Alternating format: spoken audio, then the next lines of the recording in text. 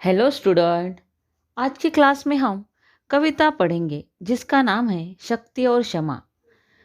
इस कविता के कवि है रामधारी सिंह दिनकर।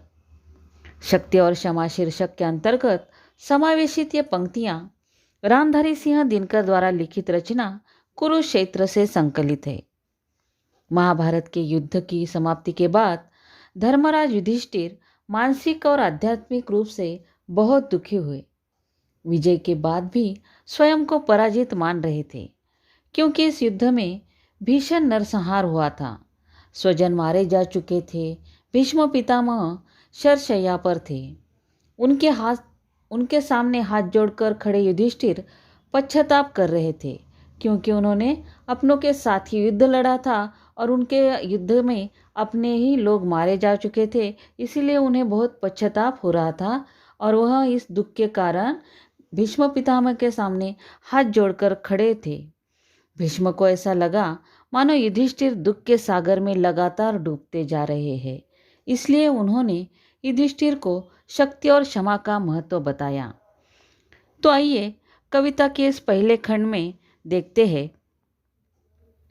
क्षमा दया तब त्याग मनोबल, सबका लिया सहारा। क्षमा दया तब त्याग मनोबल, सबका लिया सहारा। पर नर व्याघ्र सुयोधन तुमसे, कहो कहाँ कब हारा।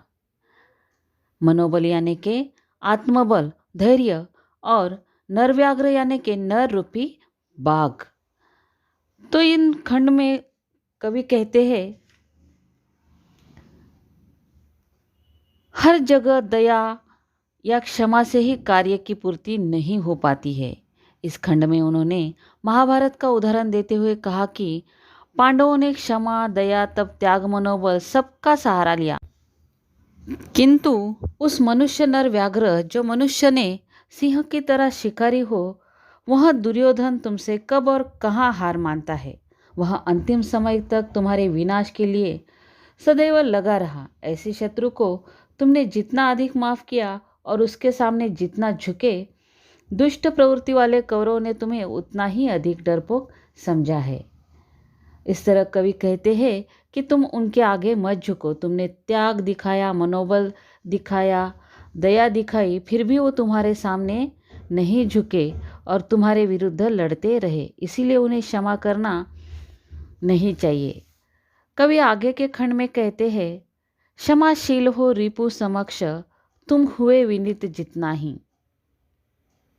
दुष्ट कौरवों ने तुमको कायर समझा उतना ही। अर्थात कवि उदाहरण देते हुए कहते हैं कि किसी को माफ करना केवल उसी सांप को यानी कि भुजंग को शोभा देता है जिसके पास जहर हो। वो सांप क्या माफ करेगा जिसके दांत ना हो और जो हरेक के लिए झुकता हो। झुकना यानी कि विनीत होता हो और साधारण सा हो। वे कहना चाहते हैं कि बिना शत्रु को भयभीत किए आपकी विनम्रता का कोई मोल नहीं है। जितना आप उनके साथ क्षमापूर्ण व्यवहार करेंगे, वह उतना ही आपको कायर या डरपोक समझते जाएंगे।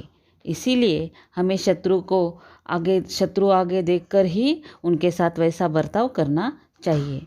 कवि आगे के खंड में कहते हैं, 3 दिवस तक पंथ मांगते रघुपति सिंधु किनारे। पंथ यानी के रास्ता और रघुपति यानी के श्री राम। बैठे पढ़ते रहे छंद, अनुनय के प्यारे प्यारे। छंद यानी के पद रचना। वो समुद्र किनारे पढ़ते बैठे और समुद्र से वह प्रार्थना करते रहे। उत्तर में जब एक नाद भी उठा नहीं सागर से, उठी अधीर धधक पौरुष से, आग राम के शरशय। अधीर यानी के धैर्य निहुन होना और धधक यानी के भड़कना। शर यानी के तीर बाण। सिंधु देह धर त्राही त्राही, करता आ गिरा शरण में, चरण पूज दास्ता ग्रहण की। अर्थात इन पंक्तियों के माध्यम से भीष्म ने क्षमा से अधिक शक्ति के महत्व को दर्शाते हुए त्रेता युग की एक घटना की याद दिलाते हुए कहा कि सागर के किनारे बैठकर भगवान श्री राम 3 दिन तक सरल एवं मृदु वाणी में उसके पार जाने के लिए रास्ता मांगते रहे। लेकिन जब सागर पर सरल एवं विनम्र वाणी का प्रभाव नहीं पड़ा तो उनका धैर्य छूट गया। हम कहते हैं ना, हम किसी से प्यार से बात करते हैं, लेकिन किसी किसी को प्यार से की वाली भाषा समझ में नहीं आती है, तो उसके साथ भी हमें वैसा ही व्यवहार करना चाहिए जिस तरह से उसे वह भाषा समझ में आ जाती है। उनका पुरुषार्थ जाग उठा, यानी कि उन्होंने विनम्रता से सागर से विनती की कि मुझे उस पार जाने के लिए मार्ग दीजिए, लेकिन फिर भी उस सागर ने उनकी बात नहीं मानी। तो उनका पुरुषार्थ जाग उठा। ऐसा लगा मानो भगवान राम के बाण से आग का प्राकट्य हो जाएगा, यानी कि प्रलय आ जाएगा। जब सागर को लगा कि इस क्रोध के काल में मैं सूख जाऊंगा, मेरा अस्तित्व समाप्त हो जाएगा, तब वह शरीर धारण करके श्री राम के शरण में आ गया। यानी कि प्यार से की हुई बात उस सागर को समझ में नहीं आई, तो उसे लगा कि अगर मैं उनकी बात नहीं मानूंगा, श्री राम की बात नहीं मानूंगा, तो मैं पूरा सूख जाऊंगा और मेरा अस्तित्व ही नष्ट हो जाएगा। तो यह सोचकर वह श्री राम के सामने शरण में आ गए। वह सागर जो अभी तक मुड़ता अविवेक में बंधन में था, उसका अहंकार समाप्त हो गया। उसने श्री राम के चरणों की पूजा की और उनकी दास्ता स्वीकार की।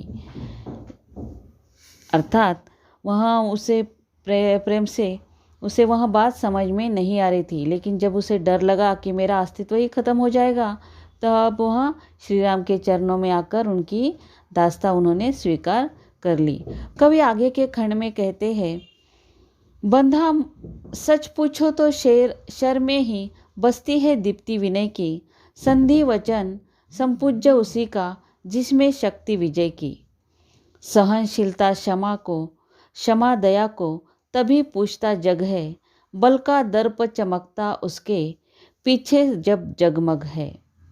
दीप्ति यानी के उजाला, योग में ज्ञान का प्रकाश।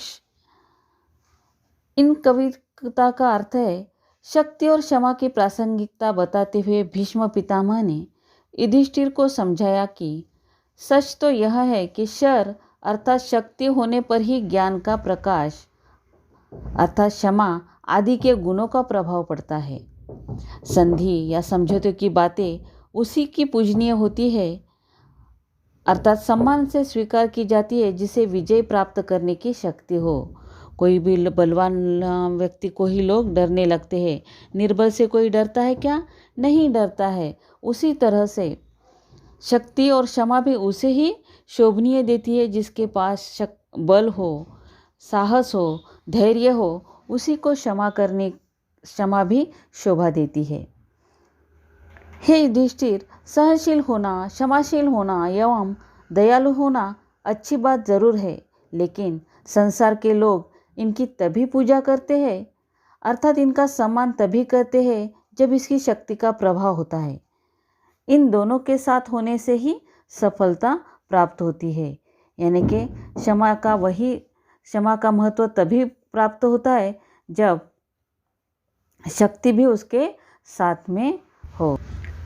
बच्चों, हमारे देश भारत ने विश्व को सत्य, अहिंसा, करुणा जैसे शाश्वत मूल्यों का पाठ पढ़ाया। यही कारण है कि अनेकता में एकता यहाँ की प्रमुख विशेषता रही है।